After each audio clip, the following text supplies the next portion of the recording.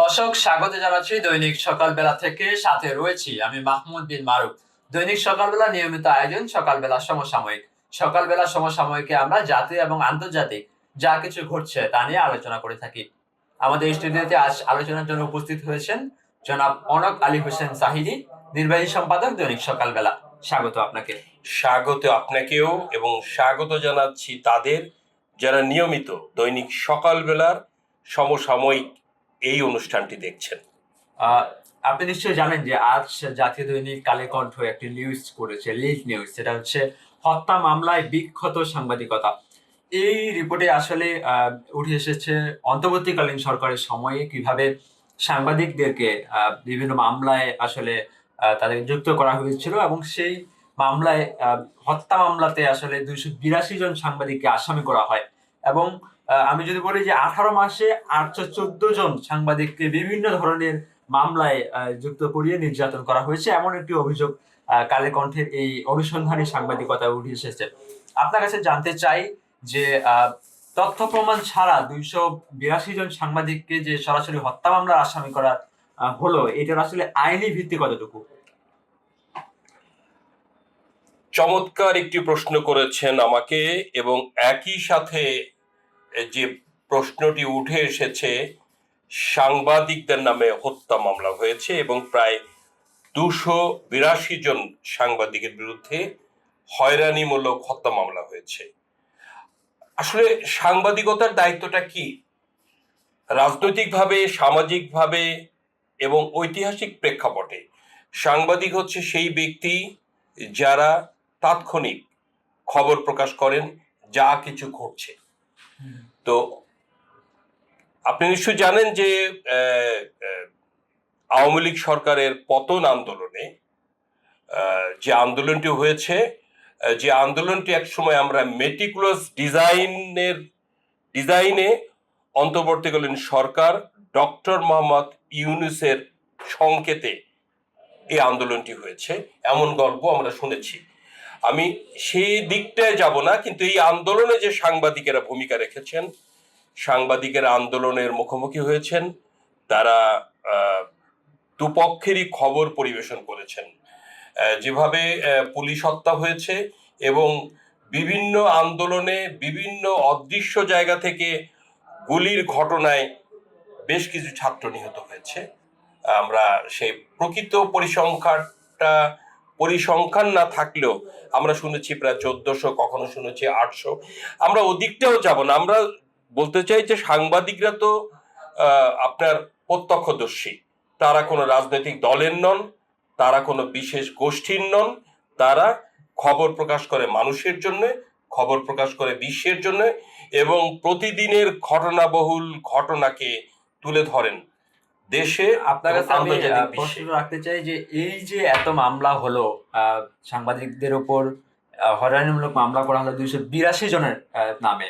সাংবাদিকরা, আপনি বলছিলেন যে সাংবাদিকরা আসলে যেই নির্যাতন বা যেই আন্দোলন হয়েছে, আন্দোলনে গণহত্যা হয়েছে, এই আন্দোলনে প্রত্যক্ষদর্শী বা সাক্ষী তারাই গণমাধ্যমে লিখেছেন যে আসলে গণহত্যা হয়েছে, তারাই বলেছেন হত্যাকাণ্ডের শিকার হয়েছে শিক্ষার্থীরা, তারাই বলেছেন যে গুলি চালানো হয়েছে। তাহলে তাদেরকেই আবার 282 জন সাংবাদিককে যে হত্যা মামলার সঙ্গে জড়িত থাকার অভিযোগ দেওয়া হলো, এটার আসলে আইনি আমি আপনাকে এই কথাটাই বলতে চাই যে সাংবাদিকের হাতে কি থাকে? কলম থাকে, ক্যামেরা থাকে, বুম থাকে, যেগুলো তার পেশার হাতিয়ার। সেগুলো দিয়ে কোনো মানুষকে আঘাত করা হয় না। তাহলে মামলাটি হলো কেন? এখানেই হচ্ছে অন্তর্বর্তীকালীন সরকারের এক ধরনের প্রতিহিংসা, এক ধরনের অনৈতিক প্রতিক্রিয়া। কারণ যে মামলাটি হয়েছে সে মামলাটির কোনো ভিত্তিই নেই।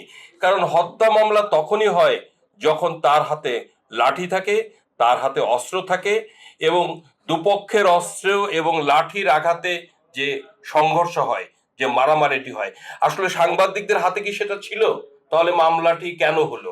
এই অদৃশ্য মামলার কারণে রাষ্ট্রের চতুর্থ স্তম্ভ আজকে হুমকির মুখে পড়েছে। এই জায়গা থেকে সাংবাদিকরা কেন সাংবাদিকতা করবে, যেখানে রাষ্ট্র তাকে নিরাপত্তা দিতে পারে না, আইন তাকে নিরাপত্তা দিতে পারে না? এবং এই যে মামলা হলো, সেই মামলার কোনো জবাবদিহিতা নেই। আপনি বলবেন যে বর্তমান সরকারকে যদি বলা হয় মামলাটি এই কেন দেওয়া হলো, উনি বলবেন তো অন্তর্বর্তীকালীন সরকারই মামলাটি করে গেছে। এটা আপনার কি কাছে কোনো আমি প্রশ্ন হলো? প্রশ্ন রাখতে চাই যে মামলা যেহেতু হয়ে গেছে, মামলা কিন্তু এখনো হচ্ছে, আমি যদি বলি তাহলে আমি এটা কি বলতে পারি না যে ঢালা মামলা কি স্বাধীন গণমাধ্যমকে স্তব্ধ করার একটা নির্দিষ্ট কৌশল হতে পারে কিনা? দেখেন, স্বাধীন গণমাধ্যমকে স্তব্ধ করার প্রক্রিয়া বহু আগে থেকেই চলছে, তবে সেটা যন্ত্রণাদায়কভাবে শুরু হয়েছে অন্তর্বর্তীকালীন সরকারের আমলে এবং ভিন্ন মতের সাংবাদিকদের মধ্যে বিভিন্ন মত থাকবে, পথ থাকবে। উনি বলেছিলেন আপনারা মন খুলে আমার সমালোচনা করুন, হুম, ডক্টর মোহাম্মদ ইউনূস বলেছিলেন। right. কিন্তু দেখা গেল সাংবাদিকদের নামে মিথ্যে মামলা, হয়রানি মামলা এবং ওনার পক্ষে কথা বলছে না এমন মানুষের উপরে মামলা, তাও আবার হত্যা মামলা। তো এই জায়গাগুলো খুবই যন্ত্রণাদায়ক এবং এই যন্ত্রণাদায়ক মামলা থেকে সাংবাদিকতা মুক্তি চায়, সাংবাদিকেরা মুক্তি চায়। স্বাধীন গণমাধ্যমের জন্য এই মুক্তি আমাদের প্রয়োজন। আপনার কাছে আমি জানতে চাই যে সাংবাদিকতাটা তো আজ নতুন করে শুরু হচ্ছে না, না, দীর্ঘদিন ধরেই সাংবাদিকতা চলে আসছে এবং এটি একটি দেশ বা একটি জাতির কল্যাণের জন্য সাংবাদিকতা আসলে খুব বড় একটা ভূমিকা রাখে। কিন্তু যখনই কোনো সরকার বা পট পরিবর্তন হয় তারপরে আসলে সাংবাদিকদের একটা পক্ষের উপর বা সাংবাদিকদের উপর অনেক সময় নির্যাতন হয়, তাদের উপর ঢালাভাবে মামলা আসে। এই যে আমি ২০২৪ সালের কথাই বলি, ৫ আগস্টের পট পরিবর্তনের পর ২০২৫ সালে জ্যামিতিক হারে সাংবাদিকদের উপর যে মামলা, সে মামলা জ্যামিতিক হারে বেড়েছে। আ বিভিন্ন জায়গায় চাকরিচ্যুত হয়েছেন, কালেকণ্ঠের যে রিপোর্ট, সেই রিপোর্ট অনুযায়ী ১৮৯ জন। আমি যদি বলি যে হামলা এবং হত্যার কথা যদি বলি, সেক্ষেত্রে হত্যার শিকার ৬ সাংবাদিক এবং হত্যার চেষ্টা করা হয়েছিল ১২ জনের উপরে। হত্যা মামলার আসামি ১৭৪ জন। হামলার শিকার হয়েছেন ৫৮৫ জন এবং নাশকতা মামলার শিকার হয়েছেন ৩৭ জন। এই যে জ্যামিতিক হারে মামলাগুলো বাড়ছে পট পরিবর্তনের পর, এটার পেছনে আসলে কি কারণ থাকতে পারে? আসলে সাংবাদিকদের ভূমিকার কথা বলতে গেলে আমি যদি ৪৭ সালের আন্দোলন, ৫২-এর আন্দোলন, ৬৯-এর গণ অভ্যুত্থান, ৯০-এর গণ অভ্যুত্থান এবং তার আগে ৭১-এর মুক্তিযুদ্ধ, সব জায়গায় সাংবাদিকদের একটি অবিস্মরণীয় ভূমিকা আছে। আপনি জানেন যে মুক্তিযুদ্ধের সময় ইত্তেফাক পত্রিকাও পুড়িয়ে দেওয়া হয়েছিল, কিন্তু সেটা একটি শত্রু রাষ্ট্রের আহ, একটি স্বাধীনতাকামী মানুষের পক্ষে কথা বলতে গিয়ে সেদিন মানিক মিয়ার পত্রিকা ইত্তেফাককে জ্বালিয়ে দেওয়া হয়েছিল। কিন্তু এই ৯০ দশকের পরে বিশেষ করে এই সাংবাদিকদের উপরে এবং দলীয়করণের অত্যাচারটি শুরু হয়েছে, তবে তা ন্যাক্কারজনকভাবে শুরু হয়েছে অন্তর্বর্তীকালীন সরকারের সময়। এবং আপনি দেখেন যে অন্তর্বর্তীকালীন সরকার অনেক কথা বলেছে, কিন্তু তিনিও গত ১৮ মাসে সাগরণী হত্যাকাণ্ডের বিচারটি করতে পারেননি বা করেননি বা করার চেষ্টা করেননি। কারণ ডক্টর মোহাম্মদ ইউনূসের সরকার সাংবাদিকদের স্বাধীনতাকে কখনো স্বীকারই করেন, যার কারণে এই সাংবাদিকদেরকে নানা প্রকার মব ভায়োলেন্স করে তাদের আক্রমণ করা হয়েছে, তাদেরকে হত্যা মামলা করা হয়েছে। আমি তো ভেবেই অবাক হই, একজন পুলিশ অফিসার কি করে একজন সাংবাদিককে হত্যা মামলার আসামি করবে? আপনি কি কোনো প্রত্যক্ষদর্শী পেয়েছেন যে কোনো সাংবাদিক অস্ত্র হাতে কাউকে গুলি করেছে, কাউকে আঘাত করেছে? তার হাতে তো একটা ক্যামেরা ছিল, সেই ক্যামেরায় আপনি যে আন্দোলনটি করেছেন সেটি তুলে ধরেছে। তাহলে তাদের উপরে যে মামলাটি হয়েছে, সেই মামলাটি স্বাভাবিকভাবে প্রশ্ন রাখে যে আইনের স্বাধীনতা কোথায়, প্রতিষ্ঠিত আইনের অগ্রযাত্রা কোথায়, একই সাথে মানুষের অধিকারটি কোথায়, আর সাংবাদিকতা আমাদের কেন? আরেকটি কথা আপনি বললেন যে চাকরি চুক্তির কথা।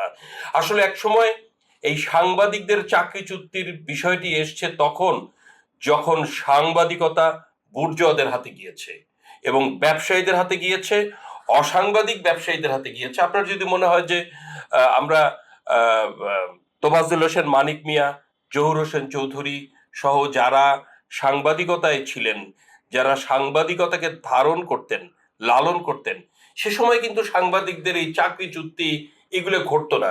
তখনই ঘটছে যখন বুর্জোয়া গোষ্ঠী এদেশের গণমাধ্যমের মালিক হয়েছে আর গণমাধ্যমকে ব্যবহার করেছে তাদের ব্যবসায়িক হাতিয়ার হিসেবে।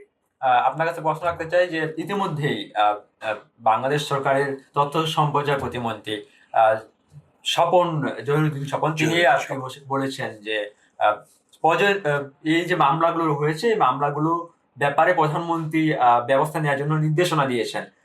প্রশ্ন হচ্ছে প্রধানমন্ত্রী আশ্বাস দিলেন, তারপরেও কেন মাঠ পর্যায়ে সাংবাদিকদের হয়রানি এবং বলতে গেলে গ্রেপ্তার আসলে কমছে না বা সেটা থামছে না? মাননীয় প্রধানমন্ত্রী তারেক রহমান অনুধাবন করেছেন সাংবাদিকদের উপরে অত্যাচার হচ্ছে, অবিচার হচ্ছে।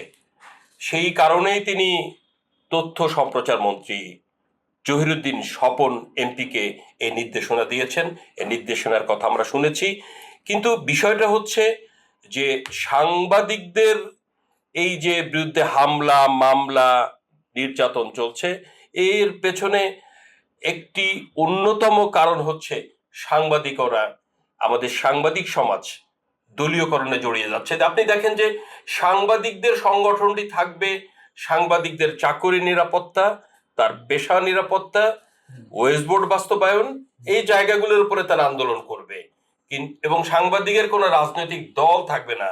কিন্তু আমরা যখন দেখছি একটি সাংবাদিক সংগঠন সাংবাদিকদের স্বার্থের কথা না বলে দলীয় রাজনীতির হাতিয়ার হচ্ছেন, দলীয় রাজনীতির হাতিয়ার হয়ে তারা নেতা হচ্ছেন, এবং নেতা হয়ে সাংবাদিকদের অধিকার যেটা রক্ষা করবেন তার চাইতে অধিকার ব্যাপকভাবে ক্ষুণ্ণ হচ্ছে। এবং তাদের মূলত আমরা কখনো দেখি না যে সাংবাদিকদের যে মালিক পক্ষ সংবাদপত্রের আছে, গণমাধ্যমের মালিক পক্ষ আছে, তাদের প্রতি সোচ্চার হতে। তারা মূলত সরকারের, যখন যে সরকার আসে সেই সরকারের একটা এজেন্ডা বাস্তবায়ন করে। মনে হয় যে সাংবাদিকরা হচ্ছে সেই রাজনৈতিক সরকারের তল্পি বাহক। এই যে সাংবাদিক সংগঠনের কিছু নেতাদের এই অপতৎপরতা, অনুসন্ধানী সাংবাদিকতা, আদর্শ সাংবাদিকতা, সাংবাদিকতার জন্য সাংবাদিকতা, এবং সত্যকে প্রকাশের জন্য সাংবাদিকতা, এবং রাষ্ট্রের চতুর্থ স্তম্ভ, যিনি রাষ্ট্রের আইন বিভাগ, বিচার বিভাগ এবং নির্বাহী বিভাগ, সকল বিভাগের কাজের অগ্রযাত্রাকে, কাজের ভুল ত্রুটিকে, কাজের ভালো মন্দকে তুলে ধরবেন, সেই শক্তিটাকে, সেই স্তম্ভটাকেই মূলত গলা টিপে ধরা হচ্ছে। আহ, আপনি সাংবাদিক সংগঠনগুলোর কথা বলছিলেন। আমি যদি বলি যে সহকর্মীদের উপর যে মামলা দেওয়া হচ্ছে, তাদের উপর যে নির্যাতন চালানো হচ্ছে, তাদের উপরে হামলা করা হচ্ছে, এই ব্যাপারে তো পেশাজীবী সংগঠন হিসেবে এই সাংবাদিক সংগঠনগুলো সবার আগে প্রতিবাদ করা উচিত, সবার আগে তাদেরকে এগিয়ে আসা উচিত, সবার আগে তাদের ব্যবস্থা নেওয়া উচিত। কিন্তু তারপরেও কেন সহকর্মীদের উপরে এই নজিরবিহীন যে নিপীড়ন চলছে সে ব্যাপারে এই সংগঠনগুলো সম্পূর্ণ নীরব অবস্থায় জানান আপনি খেয়াল করবেন যে আমাদের বাংলাদেশের সাংবাদিকতায় যেসব সাংবাদিক সংগঠনগুলো আছে, যখন বাংলাদেশে আওয়ামী লীগ ক্ষমতায় ছিল তখন আওয়ামীপন্থী সাংবাদিক, যখন বিএনপি ক্ষমতায় ছিল তখন বিএনপি পন্থী সাংবাদিক, আবার এখন বিএনপি পন্থী সাংবাদিক, আবার ডক্টর মোহাম্মদ ইউনূসের সময় এক শ্রেণীর সাংবাদিক তৈরি হলো, তারা অন্তর্বর্তীকালীন সরকারপন্থী সাংবাদিক। এই যে পন্থী শব্দটি যারা করছেন, তারাই মূলত আমাদের সাংবাদিকদের নিরাপত্তা, তাদের পেশাগত মর্যাদা, তাদের সম্মান, তাদের চাকরি নিরাপত্তা, তাদের বেতন ভাতা এবং তাদের মর্যাদা, এসব নানাভাবে ক্ষুণ্ণ করছেন। সাংবাদিকদের তো কোনো রাজনৈতিক গোষ্ঠী থাকা উচিত না, কোনো দল থাকা উচিত না, বা বিশেষ কোনো গোষ্ঠীর হাতিয়ার হওয়া উচিত না। এই যে সাংবাদিকদের দলীয় তল্পি বাহক হওয়া, সাংবাদিক সংগঠনের এই জায়গাগুলো আসলে আমাদের মর্যাদাগুলোকে ক্ষুণ্ণ করছে। আপনার কাছে সবশেষ জানতে চাই, যদি আপনি একজন সাংবাদিক, আপনার কাছে মানে আমি জানতে চাই যে বর্তমান যে সরকার আছে সরকারের কাছে একজন সাংবাদিক হিসেবে আপনি কি রকমের প্রস্তাব রাখতে চান যে সাংবাদিকরা যে বেতন ভাতার কথা বললেন, নিরাপত্তার কথা বললেন, তাদের চাকরি নিরাপত্তার কথা বললেন, এই ব্যাপারে কি ধরনের ব্যবস্থা নেওয়া উচিত আসলে? আসলে আপনি একটা চমৎকার প্রশ্ন করেছেন। আমাদের মাননীয় অর্থমন্ত্রী আমির খসরু মাহমুদ চৌধুরী, তিনি একটা অনুষ্ঠানে সাংবাদিকদের বলেছিলেন, আপনার বিএনপি পন্থী সাংবাদিক হওয়ার দরকার নাই, আপনি সাংবাদিকতাটা করেন, হুম, এই কথাটি উনি বলেছিলেন, আপনি বোধহয় শুনেছেন। হুম, তো মাননীয় প্রধানমন্ত্রী তারেক রহমান কিন্তু এমন ইঙ্গিতে দিচ্ছেন, তিনি কিন্তু কোনো জায়গায় কোনো অনুষ্ঠানে আপনাকে বিএনপি পন্থী সাংবাদিক হওয়ার জন্য বলছে না, বা হুম, এমন কোনো বক্তব্য তিনি দেননি, বা এমন কোনো কথা তিনি বলেননি। আমরাই আসলে কেউ বিএনপি পন্থী হই, আমরাই কেউ আওয়ামী লীগ পন্থী হই, হুম, আমরা কেউ অন্তর্বর্তী সরকার পন্থী হই, আমরা কেউ জামাত পন্থী হই, আমরাই কেউ এনসিপি পন্থী হই। হুম। এই পন্থীগুলো থেকে মূলত সাংবাদিকদেরকে মুক্ত থাকতে হবে। পেশা হবে নিজস্ব চেতনায়, নিজস্ব গতিতে, নিজস্ব চিন্তা চেতনা ভাবনায় এবং দেশপ্রেমের অঙ্গীকারে। সরকারদের মানে সরকারের কাছে আপনি সাংবাদিক হিসেবে কি রকমের দাবি রাখবেন সাংবাদিকদের নিরাপত্তার জন্য? প্রথমেই আমি যে কথাটি বলে নিচ্ছি যে রাষ্ট্রের চতুর্থ স্তম্ভ সংবাদপত্র বা গণমাধ্যম, রাষ্ট্রের দায়িত্ব সেই কথাটি জানিয়ে দেওয়া।